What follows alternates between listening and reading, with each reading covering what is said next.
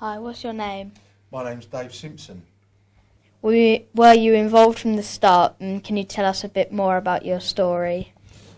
Yeah, I was involved from the start, and the story goes, the boss said to me, my mate Lee, he said, Dave, what we need to do is do our own bike ride from our pub to Brighton and do it for 2 worthwhile local charities.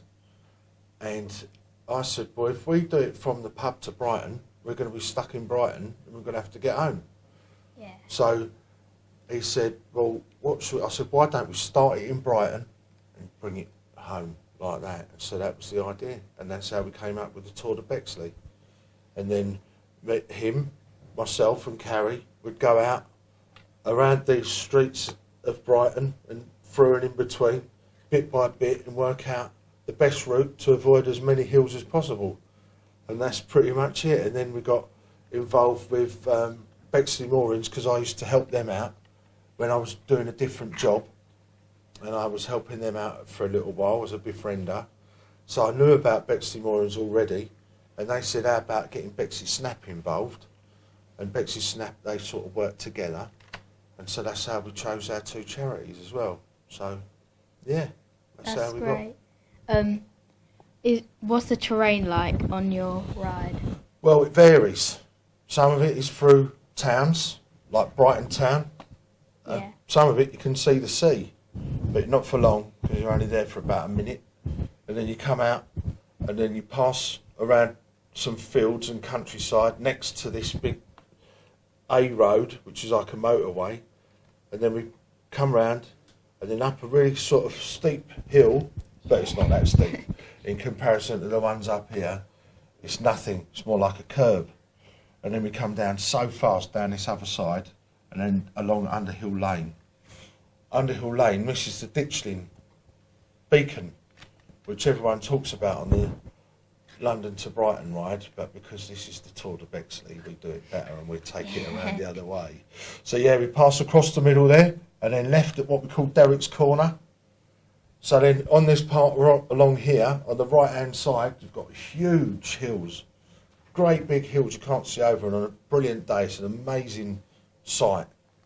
And then you turn left there and it's all through country lanes up to Newark, to the first stop at the Ball at the Green. Then it starts to change, it starts to get a bit more villagified, and then up through here, this is actually across Ashdown Forest. So like a massive open plain with great big downside. But to get up to the top, your legs are burning and screaming. Yeah. And the amount of people who have to get up off their bike and walk it up that hill is the majority. Yeah. Seems like a very hard race. It is, but then every up has a down. And so the down is so fast down the other side that you have to be careful, because at the bottom of it, where you turn past Pooh's Corner, you have to turn left at Butcher's, I can't remember the name of it, the Butcher's Corner we call it, because it's got a Butcher's there, and then you're getting up towards Hever Castle, and then when we get to Hever Castle, we're halfway home. So it's good. Yeah, it is. It's a hard ride. It's a very hard ride. And then the toughest of the hills are Toys Hill and also Hogtrough Hill. Hogtrough Hill's there and Toys Hill is there. So you can see the hardest 2 parts of the ride are actually over halfway home. I'm not very popular with the riders when I'm riding up. They say, surely there's another way with less hills in it, Dave. I go, there is, but it's much further. So yeah. Would you give a message to all the riders? I'd go, dig in you lot, you can get up that hill, and if you can't, get off and walk. Or if you want to ride it, just stop, wait for a minute, your legs will recover and you'll be able to cycle up it. Otherwise, just wait there, because I'll be at the back of the ride, bringing the back of the ride to the home, and Carrie will be driving forwards and back as the vehicle marshal all the way. Follow the arrows. Thanks to Stan for doing them. He's just dropped these up. So that's a straight on. That's a that way. And that is that way. If it's got that way, someone's been tricking us along the ride. So don't follow it if it's upside down. How do you donate?